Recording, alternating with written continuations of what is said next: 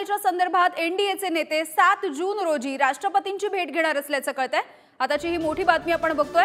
एनडीएने नरेंद्र मोदी यांना पुन्हा एकदा पाठिंबा दिलाय आणि 7 जून रोजी राष्ट्रपतींची भेट घेणार आहेत हे सगळे नेते। राष्ट्रपतींकडून एनडीएच्या नेत्यांना 7 जूनची वेळ देण्यात आलेली आहे।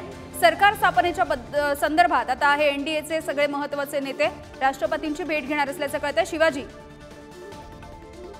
आज हे पत्र जे आहे ते घेतलेलं आहे, मात्र अगोदर हे पत्र राष्ट्रपती द्रौपदी मुर्मू यांच्याकडे कदाचित पाठवलं जाऊ शकतं। सगळ्यात महत्त्वाचं म्हणजे सिंगल लार्जेस्ट पार्टी म्हणून भाजपलाच राष्ट्रपती सध्या तरी आमंत्रित करणार आहेत। त्यामुळं बाकी इतर पक्ष सत्ता स्थापनेचा दावा किंवा इंडिया आघाडी करेल याची शक्यता खूप कमी आहे।